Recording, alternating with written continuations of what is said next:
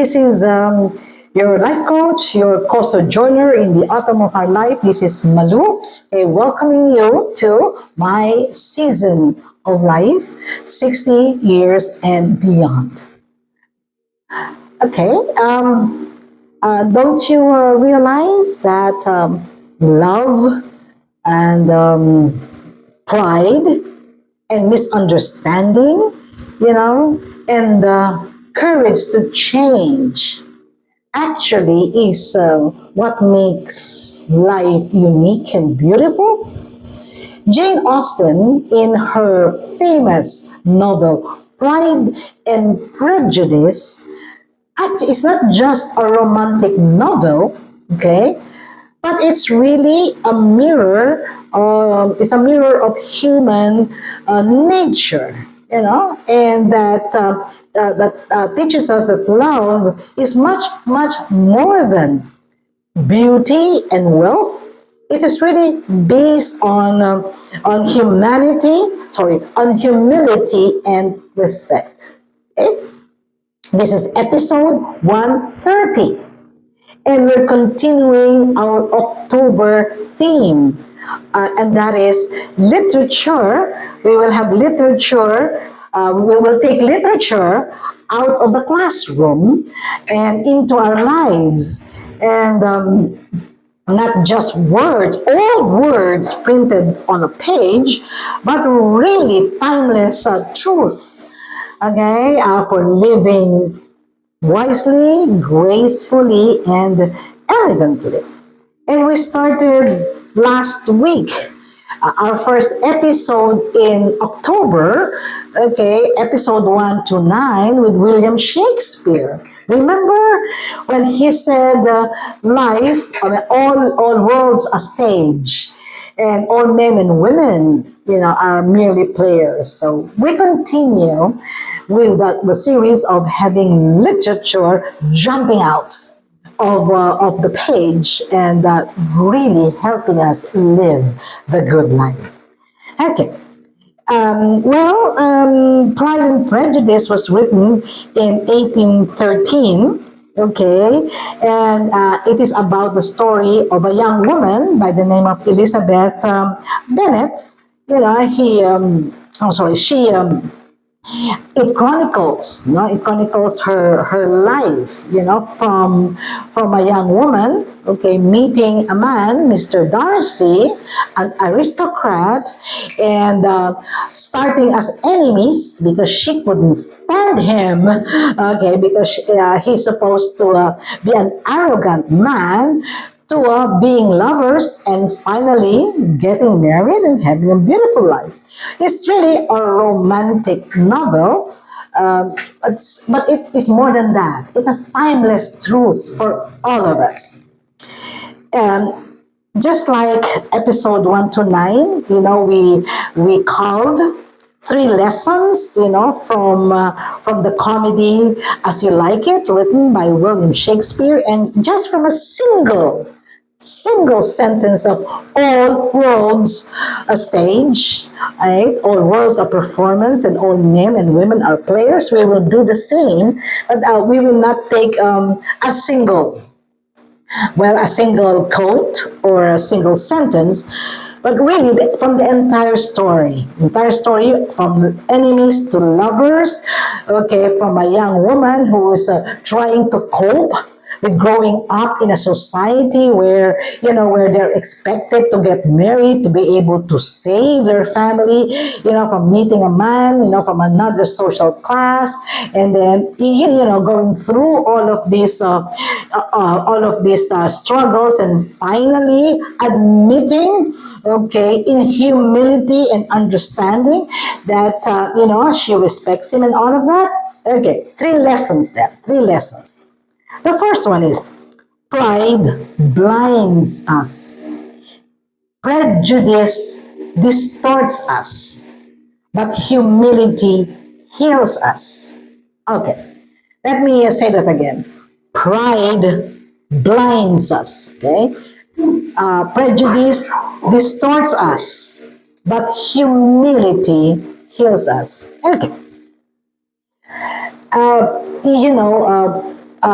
This resonates with me very much because I've worked with lots and lots of people, either in my life coaching sessions or my executive sessions, where problems have arose and it could have been nipped in the bud if the people concerned just just embrace humility, saying that they have missed something. Not very very difficult. I realize that in my practice, very difficult for people to say, "I'm sorry, I made a mistake." The higher people go up in the organization, the more authority and power they have, the more difficult it is to say, "I'm sorry. Okay, I made a mistake, I failed, etc." So I said, well, then we'll just have to reframe it. Okay, still humility, but it's a lot easier. Okay, it's easier to embrace. It says, you say something like, well, I can see that now that there were some oversights that happened here. And moving forward, okay, let us do it this way. Okay, still accepting the fact that we goofed. Okay, well, I don't want to use the word S here. Okay, but still accepting it, but still humility. So the problem will not explode, but the problem is because they the pride of life, they think they cannot make mistakes. Okay, people think they cannot be wrong because they happen to be the CEO of the company, or they happen to be richer than the rest of us. That they are more powerful because they are in a position of they are in an elected positions, and then they will never admit to a wrongdoing. Why? Because they think they're perfect. There, see? Pride blinds us. It blinds us to the point that we don't know that we're destroying our very lives. Okay, if we're in government, maybe we do not want to think that that we can be caught doing graft and corruption. Maybe. Okay, so it blinds us.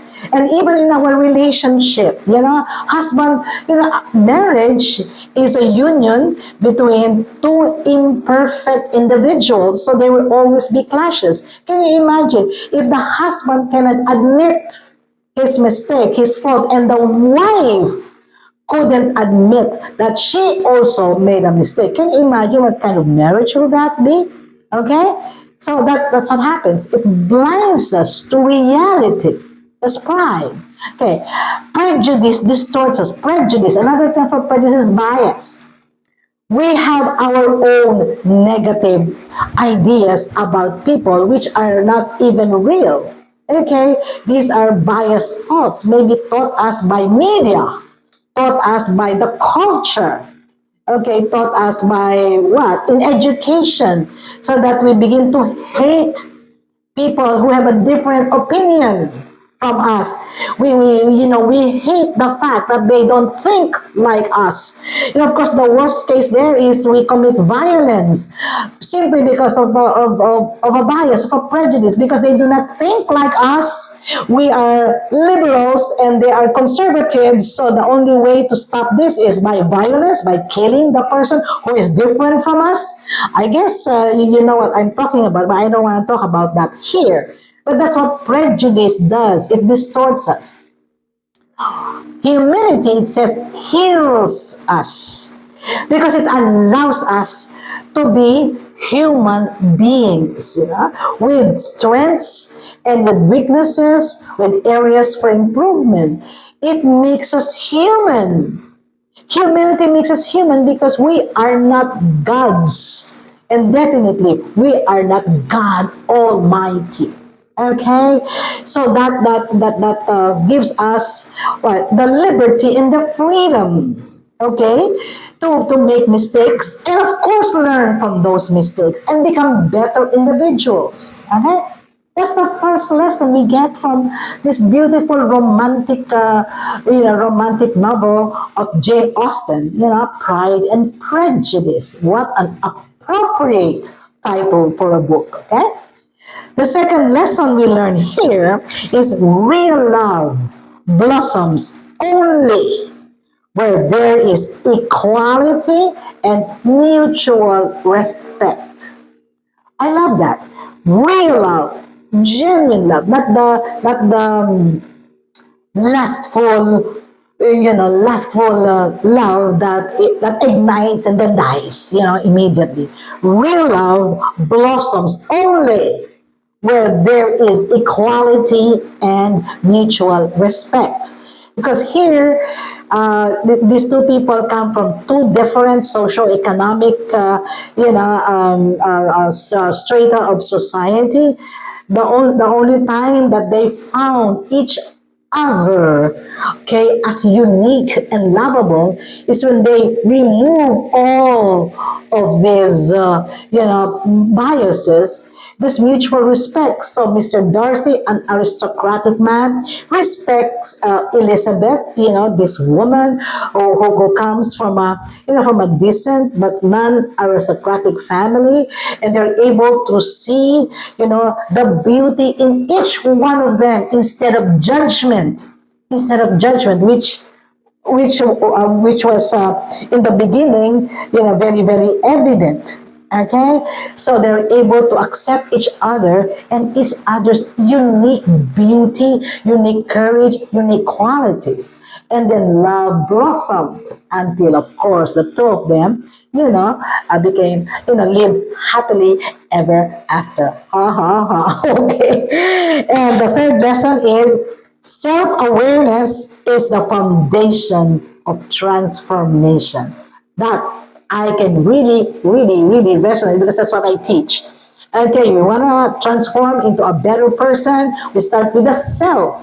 Okay, it's not, oh, I'll be happier if, if my husband changes. Okay, because it's like this. And the husband says, I think I will be a better husband to her if she only changes from here to this. Okay, who now takes the first step? Well, what we call the high value man and high value woman will take it upon themselves to reflect what else they can improve so that situations change. That is really the power of courage, to look into the self, that self awareness, okay, so that we begin to change for the better. Okay, perhaps. Okay, Austin reminds us, okay, that our greatest love stories begin when we learn to let go of our pride, our assumptions, and open ourselves to being changed by the other. Last month, I chose 6 episodes to really focus on this, because that was the season of our 42nd anniversary of being together. And so I focus on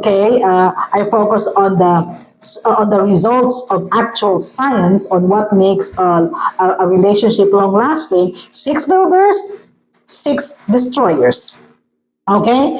And exactly. This is really what it means, The greatest love stories begin when we learn, okay, to let go of our pride, our assumptions, and open ourselves, okay, to being changed by the other person. Okay, so in fact, maybe I'll be able to tell you more about our love story in the coming episodes because the lessons reverberate with me first and foremost, and I really hope that they actually help each one of you live, your good life, whether you're empty nester, whether you're still, in a growing relationship, and this series help. And remember, literature is not just to be read; it has to be lived. And this continuing series will do exactly that. So, my fascinating Renaissance friends, okay, don't forget to like and subscribe, for our next episodes and engage with me. Do you feel the same way? Do you have the same exercises? Do you agree with William Shakespeare? From last episode, episode 129, and this episode, Jane Austen, episode 13130. And if so, please share with me. And if not, maybe, just maybe, you can get more or you can tell me more if you have read these beautiful literary masterpieces. Okay? Until then, thank you and adieu.